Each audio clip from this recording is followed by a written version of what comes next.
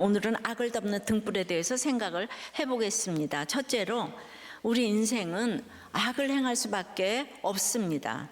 16절 7절이에요. 이스라엘의 왕 아합의 아들 요람 제5년에 여호사밧이 유다의 왕이었을 때 유다의 왕 여호사밧의 아들 여호람이 왕이 되니라. 여호람이 왕이 될 때 나이가 32세라 예루살렘에서 8년 동안 통치하니라. 자, 엘리사 시대에 계속 등장하는 북이스라엘의 왕은 여호람 기억하시죠? 근데 같은 시기 남유다 왕도 여호람인 거예요. 그래서 오늘부터 정신을 바짝 차리셔야 돼요. 이름이 같아.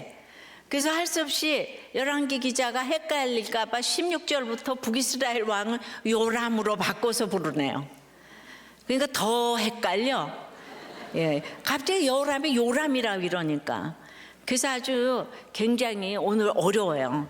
신경을 잘 쓰세요. 이 요람 5년에 여호람이 왕이 되었다고 하는데요.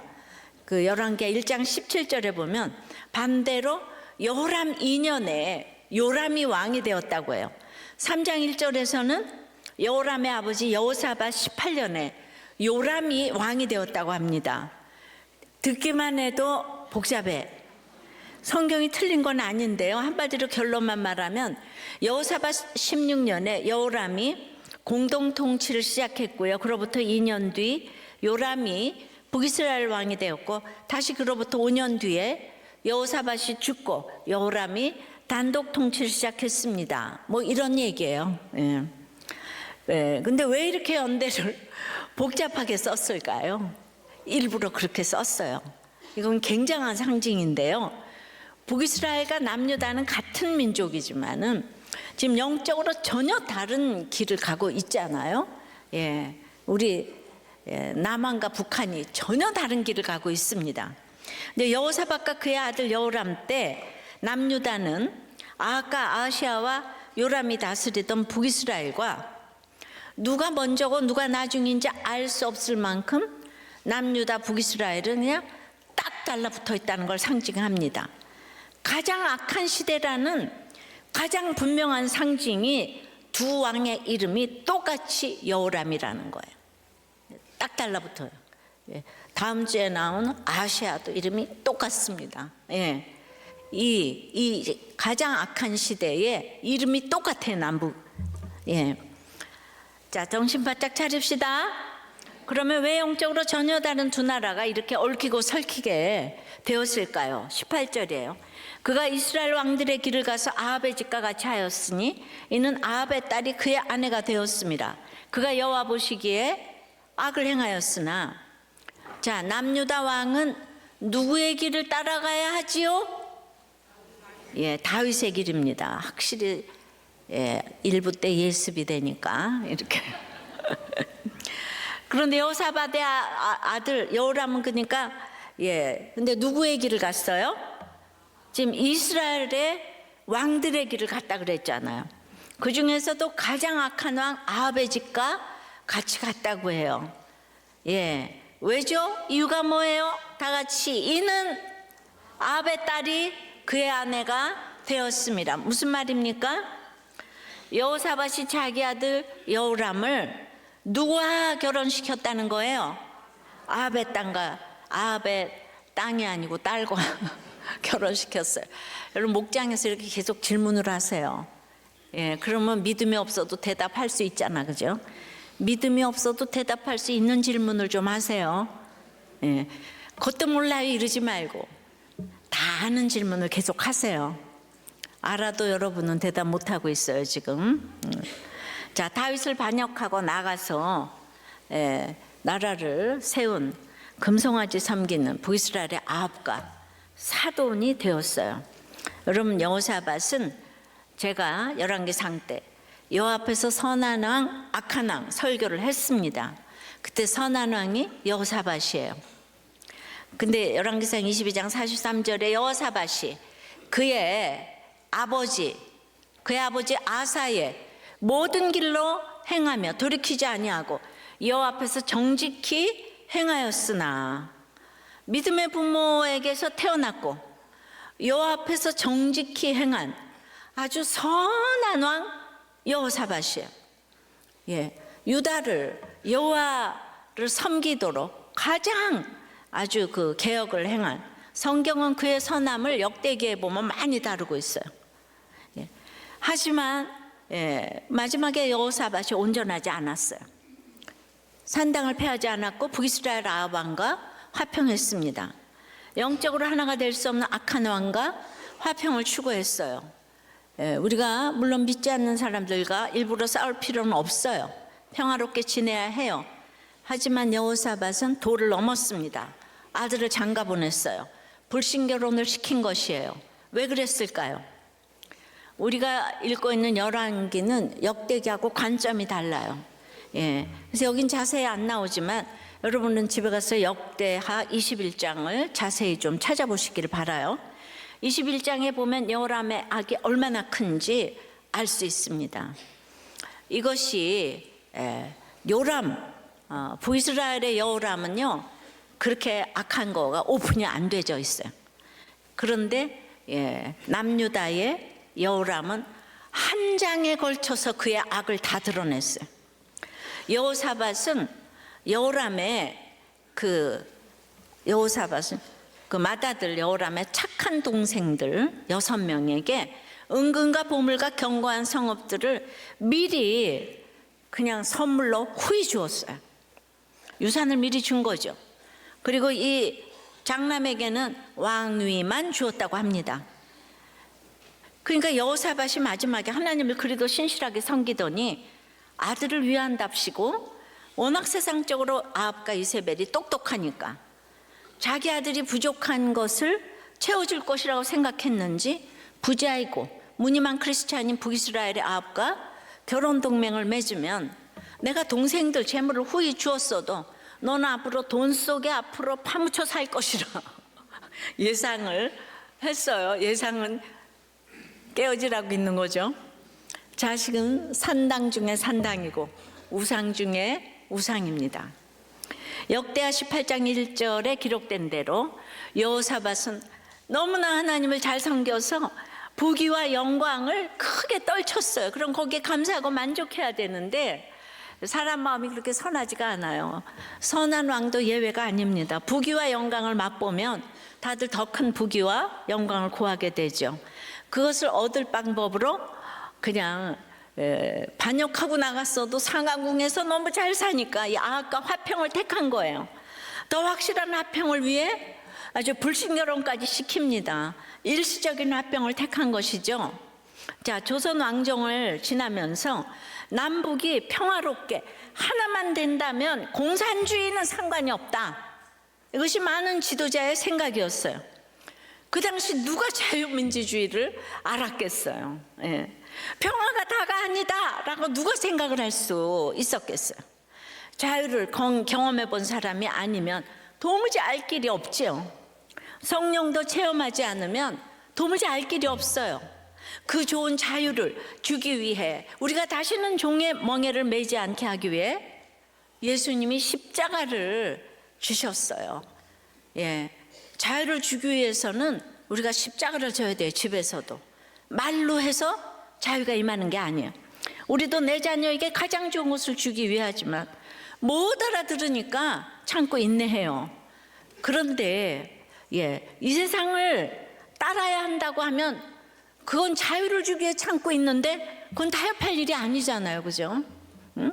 뇌물을 줘라, 뭐 해라, 누구를 살인해라 이런 거 따르면 안 되잖아요. 그게 아들하고 화평을 이룬다고 그 얘기를 들어줘야 되겠습니까? 근데 우리도 자녀가 너무도 말을 안 듣고 나는 안 해주면 죽어 그러면 타협할 때가 많아요. 십자가는 타협하는 화평이 아닙니다. 그러니까 여호사밧의 마지막 판단 미스로 유다는 악의 구렁텅이로 들어가게 됩니다. 여호람은 아버지가 돌아가시고 단독으로 다스리게 되자 그 아버지하고 7년이나 같이 공동 이렇게 통치를 했음에도 불구하고 세력을 얻은 후 당장에 그의 모든 선하고 착한 믿음 있는 아우들을 돌보는 신하 몇 사람을 죽여버립니다. 동생들에게만 재물을 준 것이 너무 분했나 봐요.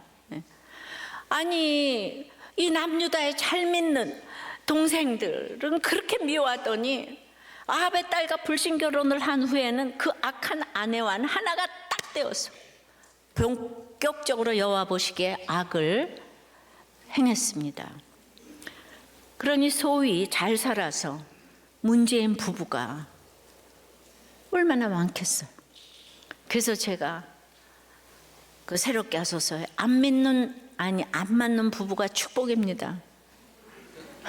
썸네일을 그렇게 했잖아요. 잘 맞아서 천국 못 가는 부부가 많아요. 선한 왕 여호사밧의 아들 여호람이에요. 겉으로는 본가의 믿음과 처가의 재물을 다 가진 최고의 환경입니다. 우리가 다 부러워하면서 그냥 얻으려 하는 조건이에요. 우리는 자식들에게 이런 환경 제공해 주려고 열심히 지금 믿고 살아요. 하지만 여호람은 선한 길을 가지 않았어요. 악한 길을 갔어요. 어떻게 해요? 악한 길 간 단 하나의 이유라고 주님이 알려주시는 것이 바로 불신결혼인 거예요. 여기서 여호람의 모든 악이 다 나왔어요. 불신결혼만큼 우리의 본성적인 악을 증폭시키는 게 없어요. 생명을 이어가는 가정을 처음부터 불신의 악으로 채우기 때문이에요. 우리가 부귀와 영광을 인생의 목적인 것처럼 좋아하잖아요. 그런데 그것이 목적이 된 인생의 끝은 자기 아들을 우상에게 바치는, 자기 아들 우상에게 바치는 불신결혼이에요. 깊이 생각해야 돼요. 우리는 어려서부터 미취학부터 불신결혼은 안 돼요, 진짜 안 돼요, 이거 다 외우고 있어요 애들이. 믿음 있던 여호사밧이 너무나 사소하게 생각하고 저지른 불신결혼이 아들 여호람의 인생을 악으로 채웠습니다. 그래서 남유다도 악으로 거덜이 날 뻔했어요. 진짜 망하기 직전까지 갔습니다. 여호람이 그 좋은 배경과 조건으로 결국 한 일이 여호와 보시기에 악을 행했어요. 남 이야기가 아니에요. 여러분들이 잘 먹고 잘 살면 전부 하나님을 배반해요. 여호와께서 보시기에 악을 행하는 걸 아무렇지도 않게 생각해요. 여호람의 조건을 우리가 다 갖고 싶어 하잖아요. 그렇기 때문에 여호람의 결론도 우리의 결론입니다. 적어도 남유다에서 믿음의 결혼을 했다면 이런 악이 저질러지지는 않았을 거예요. 그런데 북이스라엘의 장모 이세벨도 그 딸 아달랴도 이 권력을 위해 사람 죽이는 것을 아무렇지도 않게 생각해요. 예수가 없으면 나의 유익을 구하기 위해서 사람 죽이는 게 아무것도 아니에요. 근데 여호람이 완전히 이 처가에 빠졌어요. 그냥 좋게 빠진 게 아니고 악하게 빠졌어요. 그런데 이 여호사밧의 장남은 자기 믿음의 집에서 전혀 영향을 못 받고 아카디악한 처갓집의 영향을 오롯이 받고 믿음의 본갓집을 증오합니다. 우리 아버지가 동생들한테만 돈 줬어 이러는 거죠. 여러분, 선한 영향력보다 악한 영향력이 훨씬 핵폭탄이에요. 믿음으로만 살았는데 그냥 금송아지 휘황찬란한 상황을 보니까 여호람이 정신이 뻑이 갔어요. 큐티 다 잊어버렸어요. 이게 남의 집 얘기가 아니에요. 이방의 베나닷 왕도, 믿음 없는 북이스라엘의 요람 왕도, 다윗의 후손인 남유다의 요람 왕도 인생이 자기 힘으로 애쓰고 노력한 결과는 악일 뿐이에요. 예수가 없는 결과는 악일 뿐이에요. 사람이 보기에는 너무 좋고 자랑스럽고 화려하겠죠. 하지만 최종 심판자는 하나님이세요. 하나님 보시기에 악이면 게임 끝이에요. 다 의미가 없는 거예요. 이것이 우리의 인생입니다. 차이가 없어요. 예외도 없어요. 모든 사람이 죄를 범하였을 때 하나님의 영광에 이르지 못하였다. 로마서 3장 23절. 우리가 마음으로 항상 생각하는 것이 모든 계획조차 항상 악하다고 그랬어요. 창세기 6장 5절에 말이에요. 주님이 아세요. 우리 양심이 압니다. 아무리 감추려도 드러날 수밖에 없어요. 그래서 우리 인생에 소망이 없습니다. 이것을 인정하는 게 믿음이에요. 내 존재가 악을 행할 수밖에 없는 존재임을 아는 게 내 자신이 악을 행할 수밖에 없다는 것을 제대로 아는 거예요. 인정하십니까? 적용 질문이에요. 이래도 불신결혼 시키시겠습니까? 내버려 두시겠습니까? 불신결혼 시켰다면 어떻게 회개의 적용을 하겠습니까? 악을 행할 수밖에 없는 내 죄성은 무엇입니까?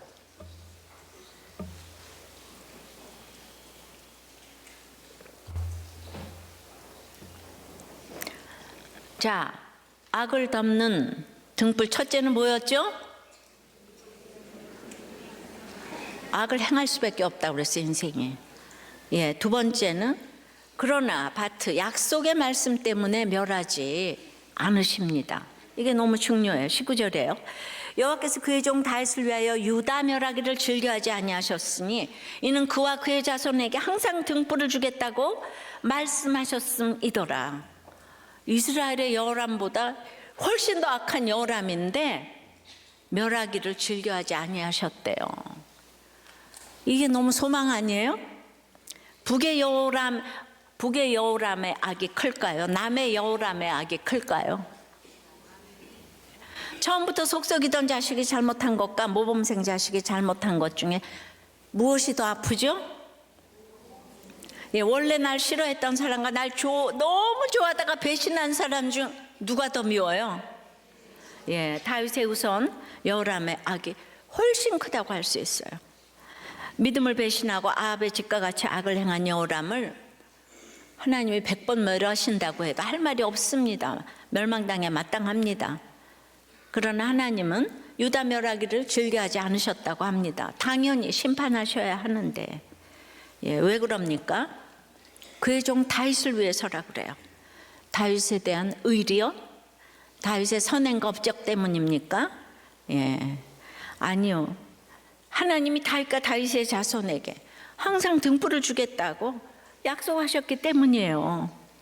다윗이 성전을 짓겠다고 하자 하나님이 사무엘하 7장 17절에 그 마음을 받으시고 약속의 말씀을 주셨어요. 내 집과 내 나라가 내 앞에서 영원히 보존되고 내 왕위가 영원히 견고하리라 하셨다. 예. 그런데 약속을 주고 솔로몬이 범죄하자 하나님이 나라를 쪼개 북쪽을 여로보암에게 주시잖아요. 그런데 남유다를 다윗 왕조에 남겨두시는 이유를 열왕기상 11장에 이렇게 설명하세요. 그의 아들에게는 내가 한 지파를 주어서 내가 거기에 내 이름을 두고자 하여 택한 성읍 예루살렘에서 내 종 다윗이 항상 내 앞에 등불을 가지고 있게 하리라. 여기서 등불이 나오네요. 하나님이 다윗과 다윗의 후손에게 항상 주시겠다고 한 등불이 뭐라는 거예요? 이게 왕권이요, 나라예요. 다윗 왕국은 하나님 나라를 상징해요. 예루살렘 성전은 하나님의 임재를 나타내기 때문에 중요한 것인데요. 근데 이스라엘 백성이 끝까지 회개하지 않고 하나님께 반역하니까 결국 이 예루살렘 성전이 무너졌죠. 그리고 나라도 빼앗겼어요. 다윗 왕조도 막을 내렸어요. 그렇다면 하나님 나라가 끝난 건가요? 아니죠.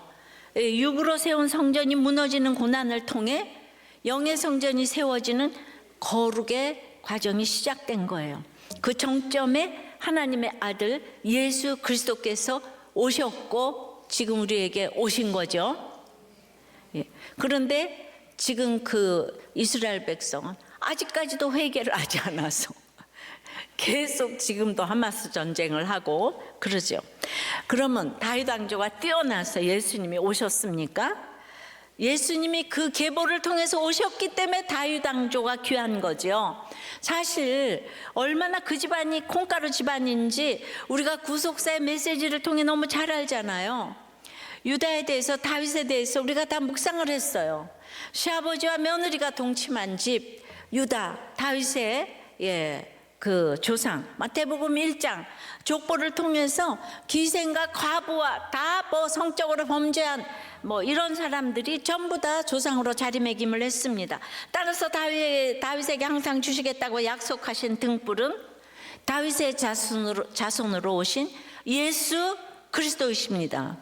육의 성전이 무너져야 영의 성전이 세워진다는 구속사인 거예요. 계시록 21장 22절 23절도요 제가 설교를 했습니다.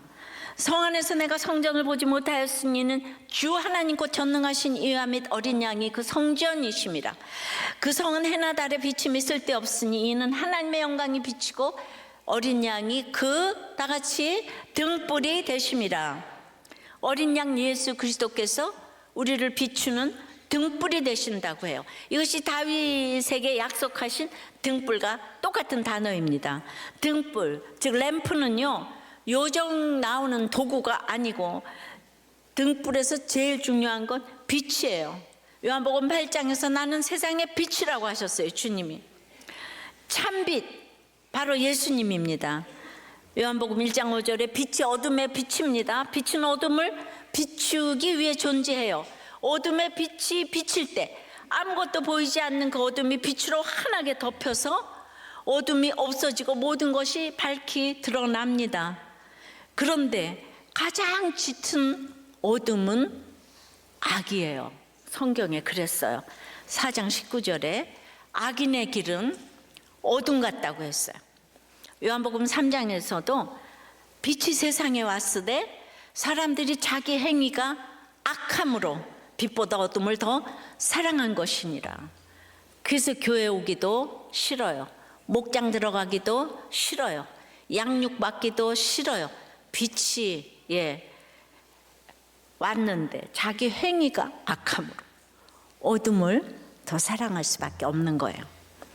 따라서 다윗의 자손에게 항상 주겠다고 약속하신 등불은 인간을 깜깜하게 덮고 있는 악의 어둠을 밝히는 빛이신 예수 그리스도를 가리킵니다. 예수님이 모든 악을 비추시는 등불이세요. 여호람이 망하고 싶어서 이스라엘 왕들의 악한 길을 갔겠습니까? 그도 유다 왕으로서 최선을 다하지 않았겠어요? 잘해보려고. 하지만 그가 아무리 수고하고 애써도 악을 행할 수밖에 없었어요. 이게 모든 인생의 한계예요. 그래서 슬픈 인생이에요. 인간은 악하고 음란하기 때문에 다 죄인이기 때문에 생각하면 죄밖에 짓는 게 없어요. 어떻게 예수도 믿지 않는 인간에게 여러분은 무엇을 기대합니까? 그런데 우리 주님이 이 악을 비춰주셔야만 덮는 등불로 우리 가운데 오시는 것이에요. 무슨 말입니까? 우리가 자격을 갖춰서 그래 오신 게 아니에요. 예수님은 약속을 지키기 위해서 오셨어요. 그 무조건 은혜로 오셨어요. 우리를 가득 채운 허다한 죄를 비추시고 그 다음은 최고의 사랑으로 덮으셨어요. 구원의 약속을 이루셨어요. 비교적 우리들 교회 성도들이 약속을 잘 지키는 것은 주님이 약속을 나에게 지키신 것을 알게 되었기 때문에 우리가 지킬 수 있게 된 것이에요. 큐티하는 것은 주님과 날마다 약속하는 거예요. 아셨습니까? 내가 잘나서가 아니고 내가 주님과 약속했기 때문에 주님이 나를 위해 약속을 지키실 것을 믿습니다. 그래서 그냥 무조건 아침에 일어나면 큐티하는 거예요. 기도하는 거예요. 이렇게 할 일이 있다는 게 얼마나 이 어마어마하게 보람 있는 일을 날마다 할 수 있다는 게 얼마나 감사한지 감사하세요? 이 약속마저도 우리가 원하거나 계획한 게 아니죠. 주님이 일방적으로 찾아오셔서 돌아보셔서 손을 내밀어 약속해 주셨어요. 여러분들이 잘나서 큐티하는 사람이 어디 있어요? 잘났어요? 이 약속 때문에 악을 덮는 등불로 오셨습니다. 우리 모든 악이 그리스도의 등불로 덮였기 때문에 우리가 멸망을 면하고 살 수 있는 기회를 다시 한번 얻게 된 것입니다. 그러나 지금 어둠이 짙게 들여온 것 같은 상황에 내가 있고 회사가 있고 나라가 있고 이렇게 얼마든지 될 수 있어요. 우린 요새 나라의 악을 보고 쏘아보고 통곡했다 그랬잖아요. 그런 일을 제가 좀 봤어요. 1월 24일 날 한 국회의원께서 국회에서 공동 주최한 토론회, 예, 찾아보시기 바래요. 예. 근데 거기 평화통일센터 이사장님이 이렇게 얘기를 하는 거예요. 예, 저는 그냥 기사 그대로 읽으니까 저보고 또 뭐라 그러지 말아요. 북의 전쟁관은 다들 아시다시피 정의의 전쟁관입니다. 전쟁을 마다하지 않는 거죠. 영토 완정을 통해서 점령하고 평정하고 수복하겠다는 겁니다. 어쩔 수 없이 전쟁이 일어난다면 그 통일 전쟁이 일어나 그 전쟁으로 결과의 평화가 만들어질 수 있다면 그 전쟁관도 수용해야 합니다. 그러면서 미 제국에 반대하고 북한 주적을 철회하고 흡수 통일을 포기해야 합니다. 국회회의장에서 약 15분간 이런 발언이 이어졌음에도 아무도 제지하는 사람도 항의도 없고 그 발제가 끝나자 도리어 박수가 터져 나왔다는 거 아니에요? 또 평화어머니회 이사장님께서는 북은 완전 자주국방이고 교육의료 주거는 남쪽은 경쟁인데 북은 무상이라며 친일 청산도 남쪽은 완전히 실패하고 북쪽은 성공했다. 어디가 제대로 사는 것이냐? 예, 또 한신대 이렇게 평화통일 연구센터장은 한반도 전쟁 위기는 실제한다. 실제하는 근원은 북 때문이 아니라 한미동맹 때문이다. 이런 토론이 국회에서 행해졌다는 거 아니에요? 나라의 정체성을 흔드는 이것도 토론의 자유라고 다 가만히 보고 있어요. 여러분들이 옛날을 모르기 때문에 지금 이런 얘기를 하면 이거를 뭐라고 해야 되는지도 아무도 몰라요. 그냥 그만큼 70년 전이 어쨌는지 여러분은 몰라요. 보고 들은 대로 이 자유가 얼마나 중요한지 모르는 것 같아요. 말씀의 등불로 나를 비추셔야 내 악이 보이고 나 같은 죄인을 알게 되니까, 즉 말씀이 들리는 것이 나 같은 죄인을 알게 되는 것이 나의 허물을 덮어주시는 것이라고 깨닫게 되는 거예요. 근데 예수가 없이 이걸 누가 할 수가 있겠어요? 영원한 등불이신 예수님이 우리 안에, 내 안에 오셔서 은혜로 채워주시고 빛으로 밝혀주시기를 간구합니다. 적용 질문이에요. 그러면 주님의 빛을 받아 악에서 돌이키기 위해 해야 할 적용은 무엇입니까? 아직 나를 덮고 있는 어둠은 무엇입니까?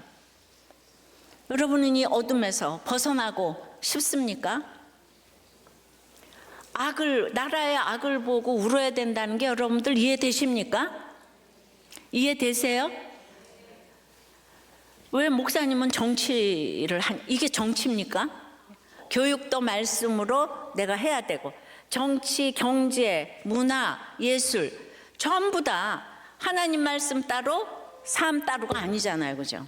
이거를 내가 어떻게 적용해야 된다고 누가 가르쳐 줍니까? 우리가 큐티하는 게 오늘 나에게 주시는 말씀으로 들어야 하잖아요. 그죠? 내가 없는 얘기를 한 게 아니고 그냥 그렇게 일어난 일들, 또 신문에 난 거가 잘못됐다면 그건 어쩔 수 없지만은 그대로 제가 적용을 해 드렸어요. 자, 악을 덮는 등불 첫째는 뭐죠? 우리 인생은 악을 행할 수밖에 없는 거예요. 두 번째는 약속의 말씀 때문에 멸하지 않으시는 거예요. 세 번째는 그러면은 어떻게 약속의 말씀이 임합니까? 배반을 당함으로 등불이 되어주시는 거예요. 그러니까 배반의 축복인 거예요. 20절부터입니다. 여호람 때문에 에돔이 유다의 손에서 배반하여 자기 위에 왕을 세운 거로 여호람이 모든 병거를 거느리고 사일로 갔더니 밤에 일어나 자기를 애워싼 에돔 사람과 그 병거의 장관들을 치니 이에 백성이 도망하여 각각 그들의 장막들로 돌아갔더라. 이와 같이 에돔이 유다의 수하에서 배반하였더니 오늘까지 그러하였으며 그때 림나도 배반하였더라. 지금 이 짧은 구절에 배반이 3번이나 나오는 거예요. 3번. 다윗이 에돔을 점령한 뒤 에돔은 줄곧 유다의 속국이었어요. 자기들이 왕을 세울 수도 없었고요. 유다 왕실이 지정한 섭정 왕이 다스렸어요. 그래서 얼마 전에 본 것처럼 3장에서 이스라엘과 유다 연합군이 모압을 치러 출정할 때 에돔이 함께 갔어요. 에돔은 유다가 오라면 오고 가라면 갈 수밖에 없는 속국의 처지였습니다. 그런데 여호람 때 에돔이 독립을 선언한 거예요. 자기들이 왕을 세웠습니다. 유다가 세운 섭정왕은 쫓아냈겠죠. 그러니까 여호람이 화가 머리끝까지 닿았어요. 모든 병거를 동원하여 직접 군대를 이끌고 정보를 갑니다. 유다와 에돔의 경계 지역인 사일에 도착해서 진을 쳤어요. 여러분, 나라의 전쟁을요 자존심 상한다고 하는 게 아니에요. 여호람은 지금 실력이 하나도 없어요. 자존감이 있는 게 아니고 자존심만 하늘을 찌릅니다. 에돔의 배반은 자기 힘으로 해결할 수 있는 사건이 아니었어요. 왜냐하면 하나님께서 내리신 징계였기 때문이에요. 정군을 동원한 작전이었지만 에돔군은 밤에 기습해서 유다군을 포위했어요. 깜짝 놀란 여호람은 총력전을 펼쳐 포위망을 뚫었지만 전의를 상실한 유다 군사들은 도망하고 맙니다. 그냥 각자 집으로 돌아가 버려요. 결국 에돔은 독립에 성공해요. 다윗 같은 카리스마가, 믿음의 카리스마가 있는 지도자가 있을 때는 엄두도 못 내요. 예. 근데 여호람이 저렇게 믿음도 없고 세상을 좋아하니까 블레셋 경내에 있던 림나도 이때다 하며 유다의 반기를 들고 독립했어요. 여호람으로서는 속수무책이었던 것이에요. 그러니까 우리가 읽고 있는 열왕기에는 그 여호람의 악이 자세히 나오지 않는데 역대기에는 그 여호람의 악이 얼마나 큰지 다 오픈해 놓았다고 했어요. 자기 왕권을 빼앗을 수 있는 경쟁자를 모조리 제거한 거예요. 게다가 유다 여러 산에 산당을 더 많이 세웠고요. 백성으로 음행하게 했습니다. 우리가 지금 남한이 훨씬 더 북한보다 산당을 많이 세우고 백성을 훨씬 더 음행하게 하는 게 남한이에요. 그야말로 이스라엘의 장인인 아합과 같이 악행을 저질렀어요. 그때는요 아직 엘리야가 살아있을 때였어요. 아버지 여호사밧과 공동 통치를 시작한 직후였을 것입니다. 여호람의 악정으로 남유다에는요 제대로 된 선지자가 등장하질 않아요. 예, 그러니까 북이스라엘은요 아예 하나님이 안 계시니까 엘리사가 가서 계속 말해주잖아요. 그래서 힘도 없는데 전쟁마다 승리를 하잖아요. 유다는 이 다윗의 그 허락하신 등불이 가는 나라니까 혹독하게 대우하세요. 여긴 선지자도 안 보내요. 예. 그러니까 내가 이렇게 더 악한 것이 막 드러나고 하면 하나님이 수준을 높게 보셨다 이 뜻입니다. 그 악이 얼마나 심했으면 북쪽의 엘리야가 세상을 떠나기 직전 이 남유다 여호람에게 편지까지 썼어요. 엘리야는 북쪽에서는 이세벨과 혈전을 벌이고 남쪽의 여호람에게까지 경고하느라고 참으로 힘든 인생을 살았을 것 같다는 생각이 들어요. 그가 저지른 우상숭배와 살인의 죄를 조목조목 지적하면서 무서운 심판을 예언해요. 그러니까 북이스라엘의 여호람보다 남유다의 여호람이 훨씬 악해. 세상적으로 보면, 행위로 보면 훨씬 악해. 여호람은 그 역대하 21장 12절에서부터 쭉 읽어가면 선지자 엘리야가 여호람에게 길을 보내어 이르되 왕의 조상 다윗의 하나님 여호와께서 이같이 말씀하시기를 네가 네 아비 여호사밧의 길과 유다 왕 아사의 길로 행하지 아니하고 오직 이스라엘 왕들의 길로 행하여 유다와 예루살렘 주민들이 음행하게 하기를 아합의 집이 음행하듯 하며 또 내 아비 집에서 너보다 착한 아우들을 죽였으니 여호와가 네 백성 네 자녀 네 아내 네 모든 재물을 큰 재앙으로 치시리라. 또 너는 창자의 중병이 들고 그 병이 날로 중하여 창자가 빠져나오리라. 여러분 북이스라엘의 여호람에게는 이런 얘기 한 번도 안 한 거 아시죠? 남유다 여호람에게는 이렇게 하나님이 너 그러면 안 된다. 이 세상에 네 게 어디냐? 에? 심지어 내 몸도 내 것이 아닌데 네가 네 백성 네 자녀 네 아내 네 재물이라 그러는데 아달랴하고 천년만년 살고 지고 했지만은 다 뺏겼다고 하는 거예요. 16절에 블레셋과 아라비아 사람들의 마음을 격동시켜서 여호람을 치셨대요. 하나님은 마음만 먹으면 누구 마음을 격동시켜서 칠지 몰라요. 여호람에게는 이 편지를 받은 뒤에도 돌이킬 시간이 10년 이상 있었어요. 그 10년의 시간, 북이스라엘 곳곳을 다니며 사역하는 엘리사 소문을 듣지 못했을 리가 없죠. 자신에게 편지를 보내 꾸짖은 엘리야의 제자라는 것도 알았을 겁니다. 다윗 할아버지에게 하나님이 약속하신 말씀은 몰랐을까요? 몰랐을 리가 없죠. 등불의 약속 때문에 하나님이 이 나라를 살려주고 계신다는 것도 너무 잘 알았을 거예요. 그런데 여호람은 그 등불로 자신을 비추지 않았어요. 하나님이 유다에 등불을 주셨다는 것만 믿고서 그 등불 안으로 자신이 들어가는 적용을 하지 않았습니다. 그렇게 등불을 멀리서 보기만 하고 거리를 좁히지 않은 채 자신은 등불 바깥에 머무르며 10년의 시간을 보냈습니다. 그 결과가 무엇입니까? 23절 4절 여호람의 남은 사적과 그가 행한 모든 일은 유다 왕 역대지략에 기록되지 아니하였느냐. 여호람이 그의 조상들과 함께 자매 그의 조상들과 함께 다윗성에 장사되고 그의 아들 아시아가 대신하여 왕이 되니라.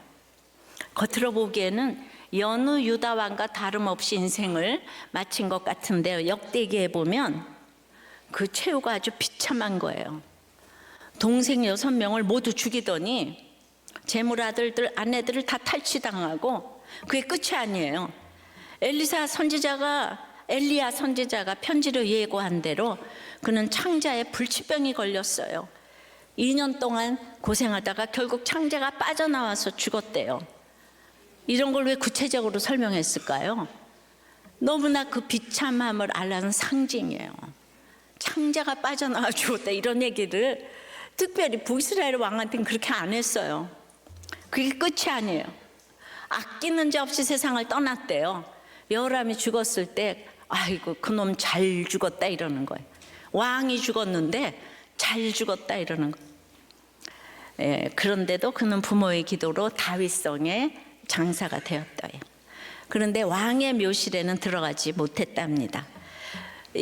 부모의 기도로 다윗성에 장사되지만 자기의 행실로는 다윗의 후손 유다 왕으로 인정받지 못한 거예요. 여호람은 아버지와 공동 통치 7년, 단독 통치 8년, 총 15년의 시간을 왕으로 보냈는데 아버지가 쌓은 부귀와 영광을 다 잃었어요. 자신의 건강도 잃었어요. 불과 40세에 아끼는 자 없이 세상을 떠났어요. 왕으로 인정도 못 받고 말이죠. 그러니까 아무리 북이스라엘의 부자 나라 아합의 사위가 되었지만 아니 40세에 죽을 건데 이게 무슨 고생이에요? 이것이 예수 그리스도의 등불을 멀리서 보기만 하고 그 안으로 들어가기를 거절한 결과입니다. 반대로 말하자면 등불 안으로 들어가 등불로 자신을 밝힌 인생은 결코 허무하게 끝나지 않아요.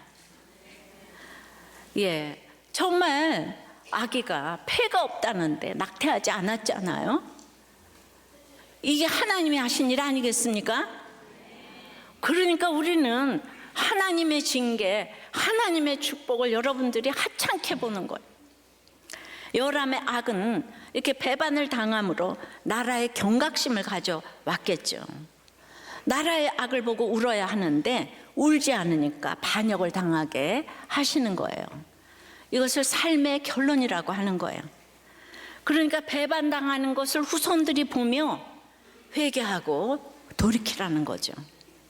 그리스도의 등불로 내 자신을 밝힌다는 것은 말씀을 오늘 내게 주시는 하나님의 음성으로 듣는 거예요. 말씀의 빛으로 내 자신 구석구석을 비춰야 하는 거예요. 저는 옛날부터 30년, 40년 전부터 늘 훨씬 더 자세하게 모든 거를 제가 적용을 했어요. 그런 얘기해도 다 괜찮았어요. 그냥 근래가 가장 힘든 거예요. 내가 그렇다고 정치를 한 것도 아니고 뭐를 지금 무슨 어디 당에 당적을 가지고 있는 것도 아니고 평생에 어떤 내가 이렇게 저출산을 해도 무슨 저출산 뭘 한 것도 아니고 그 말씀으로 내 자신 구석구석을, 근데 자기 자신을 구석구석을 비추니까 여러분들이 이혼도 안 하고 낙태도 안 하고 결혼도 빨리 하는 거 아니겠어요? 나한테 주신 음성으로 들으니까. 말씀을 비춰야 절망뿐인 내 자신을 아는 거예요. 그래야 주님께만 소망이 있는 것을 아는 거예요. 등불로 밝힌 인생은 절대로 허무하지 않아요. 악을 덮는 등불이 되려면 이렇게 배반을 당하고 한계 상황이 와야 되는 것 맞습니다. 여러분, 북이스라엘은 선한 왕이 하나도 없어. 남유다에는 선한 왕이 몇 명 있어. 가장 성군 아사도 마지막에 발에 중병이 들었어요. 여호사밧도 배가 파선을 했어요. 여호람도 창자에 중병이 들었어요. 여호람은 성군이 아니지만 히스기야도 바벨론 사자에게 내 탕고를 보여줬어요. 그렇게 종교개혁을 했는데, 근데 바벨론이 진짜 쳐들어왔어요. 그럼 바벨론이 매국노입니까? 예수밖에 판단의 근거가 없는데, 그래도 북이스라엘 왕들처럼 이 성군들이 바알세붑 똥파리 신을 찾지는 않았어요. 예, 아팠기 때문에 예수님의 족보에 올라갔다는 거예요. 항상 등불을 주셨다는 거예요. 그래서 모든 것을 다 빼앗겼는데, 역대기에 보면은 다 아들을 다 탈취당했는데 막내 아들 한 사람을 남겨두었다고 이 표현이 나와요. 막내 아들 한 아이 여아스가 남았다. 예. 아마도 창자가 빠져나와 마지막에 회개하지 않았을까 싶은데요, 이 왕위를 대신할 아들을 남기셨다고 오늘은 대신할 왕이 됐다 이랬는데, 역대기에 보면 동생들 아들들 다 죽었어요. 하나가 남았어요. 이것이 악을 덮는 등불이 된 것입니다. 이제 적용 질문이에요. 에돔의 배반 같은 사건이 내 삶의 결론인 것이 인정이 됩니까? 여전히 주님의 등불을 멀리서 바라만 보고 있지는 않습니까? 그래서 등록도 안 하고 목장에도 안 들어가고 큐티도 안 하고 양육도 안 받고, 그러니까 이 말씀이 들리지를 않아요. 예. 망한 가운데 한 사람 남긴 것을 보고 있습니까? 반드시 남았더라 인생이 될 것을 믿습니까? 나에게도 남은 거, 너에게도 남은 거, 이거를 보라는 거예요. 그러니까 이게 옳고 그름의 문제가 아니고 오직 우리를 판단하는 거는 예수밖에 없다는 거예요. 이번에 이제 그 신임 목자 간증문을 하나 읽어드리려고 하는데, 네, 그 등불이 나를 비추면 내 악을 덮어주시잖아요. 그러면 내 악에 이렇게 증인된 삶이 되는 거예요. 이분은 교회 생활이 인생의 중요한 부분이었고, 고3 때 의사가 되면 의료 선교사가 되겠다고 했대요, 막연한. 그래서 결혼 전부터 주일 목장 예배 11조 빠짐없이 하였던 저는 스스로를 아주 괜찮다고 여기며 아내에게, 야, 고난이 없어도 신앙이 좋은 사람도 있는데 왜 고난이 축복이라고 함부로 일반화를 하시냐. 야, 말씀 구절은 매주 달라지는데 결론은 왜 똑같냐며 답을 정해놓고 하는 설교는 나도 할 수 있겠다. 야. 그래서 아내에게 설교, 교회 비판을 그냥 자주자주 하였습니다. 목장에서는 술 마시고 도박 바람으로 가정을 깨트리고 열심히 일하지 않는 지체들이 무시가 되었고, 기센 여자 집사님들의 나눔은 듣고 있는 것 자체가 너무 힘들고 화가 나서 내가 늦은 이 귀한 시간에 도대체 왜 여기서 이런 나눔을 듣고 있어야 하느냐는 자괴감이 자주 들었지만, 괜히 이 교회를 떠나면 왠지 망해서 돌아올 것 같은 이 무서움과, 청년 때부터 수없이 들은 붙어만 있으라는 목사님의 말씀이 큰 부담이 되어 떠나지를 못했습니다. 아내를 무시하고 판단하고 갖은 혈기로 힘들게 했지만 나는 집교회 직장의 테두리를 벗어나지 않으며, 도박과 바람은 무슨 주식 코인도 안 하고 제때제때 돈 벌어다 주는데 술 담배까지 단번에 끊고, 게다가 신앙까지 좋은 우리들 교회에는 흔치 않는 최고의 남편이라고 자부하였기에 가끔씩 나오는 아내의 불만에, 야, 너는 내가 바람이라도 한번 펴줘야 말씀이 들리겠냐 하며 아내는 목장에서 나눌 고난조차 행복에 겨운 사람으로 치부하며 아내의 말에 공감도 인정도 하지 않으며 왕처럼 군림하며 살았습니다. 자, 그래도 붙어 있는 게 어디예요? 이렇게 붙어 있다 보니까 드디어 일이 왔어요. 이 수술 중에 운동신경이 손상되어 한 환자분이 수술 직후에 걸을 수 없는 사건이 발생하게 되었어요. 손상된 신경이 재생되는 것을 그저 기다릴 것 외에 내가 할 수 있는 것이 아무것도 없는 한계 상황에 도달하자 10년 넘게 공동체에 붙어 있으면서도 무시하고 한 귀로 흘러듣기만 했던 수많은 말씀들과 간증의 조각들이 퍼즐처럼 꿰맞추어지며 비로소 내 말씀이 되어 이 사건이 나와 함께 가기를 원하시는 주님이 주신 사건이라 인정이 되며 납작 엎드려지며 회개의 눈물을 흘리고 주님의 도우심을 간절히 구하게 되었습니다. 그간 머리로만 이해됐던 말씀들이 처음으로 나에게 주신 말씀으로 들려 회개의 눈물을 하염없이 흘렸습니다. 이후부터 공동체와 말씀에 대한 사모함이 들고 목사님에 대한 존경하는 마음이 들고, 매일 큐티하는 습관이 생겼고 이제 드디어 결혼 10년 만에 설거지와 빨래 개는 일을 조금 하게 되었습니다. 그런데도 4개월 만에 환자분이 회복되니까 다시 또 교만이 올라오고 육이 무너져야 영이 세워진다는 걸 처절히 깨달았는데, 그럼에도 혼자 해외 학회를 갔다가 완전히 끊었다고 생각했던 담배를 다시 피우고, 그래서 다시 와서 예목 강의를 받으면서 공동체의 도움으로 이제 끊게 하셨다는 거죠. 나와 내 가족만을 위해 의인인 줄 알고 열심히 살다가 심판의 날에 영문도 모른 채 수치를 당할 인생인데, 지금부터 잘 들으세요. 이분의 워딩이에요. 이 시대 선지자 김양재 목사님의 말씀을 라이브로 듣고 보게 하시고 깨닫게 하심에 감사하고,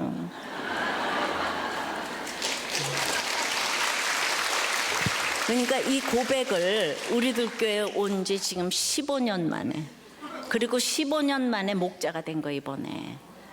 똑똑할수록 이게 교회는 오는데 등불이 비춰지질 않아. 등불을 남에게만 비춰, 나에게는 안 비춰. 그러면서 또 그 다음에 교회사의 길이 남을 우리들 교회 목자라는 타이틀에 자부심이 들고 너무 자랑스럽습니다.